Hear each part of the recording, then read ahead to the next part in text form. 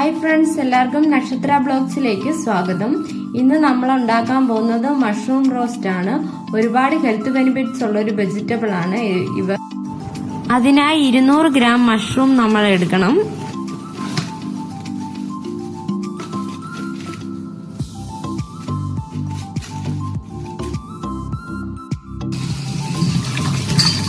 കൂൺ നന്നായി വാഷ് ചെയ്തെടുത്തിട്ടുണ്ട്.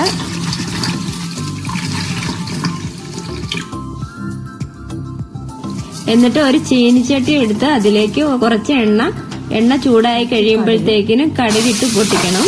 അതിലേക്ക് 2 സവോള അരിഞ്ഞിടണം. സവോള പെട്ടെന്ന് വഴഞ്ഞു കിട്ടാൻ അതിലേക്ക് കുറച്ച് ഉപ്പിടുക.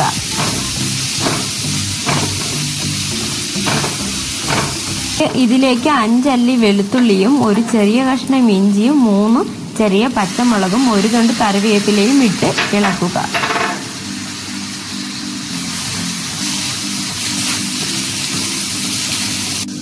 ഇട്ട ഇൻഗ്രീഡിയൻസ് ഒക്കെ നന്നായി വഴണ്ടു വരുമ്പോൾ അതിലേക്ക് കഴുകി വൃത്തിയാക്കി വെച്ച കൂൺ ഇട്ട് കൊടുക്കുക.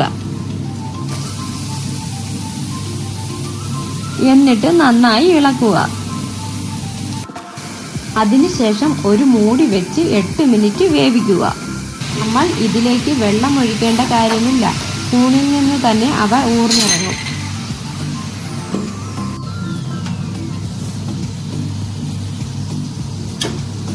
ഇതിലേക്ക് കുറച്ച് തേങ്ങ ചിരകിയതും ജീരകവും ചതച്ചെടുത്തത് ഇടുക.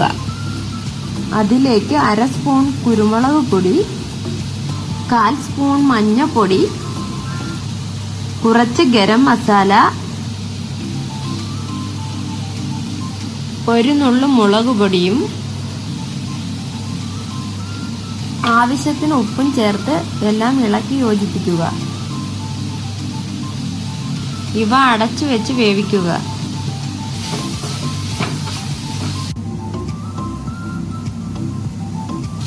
എന്നിട്ട് ഫ്ലെയിം മീഡിയത്തിലാക്കി വേവിക്കുക. സ്വാദിഷ്ടമായ മഷ്റൂം റോസ്റ്റ് റെഡി ആയിട്ടുണ്ട്. ഇനി എല്ലാവർക്കും സെർവ് ചെയ്യാം.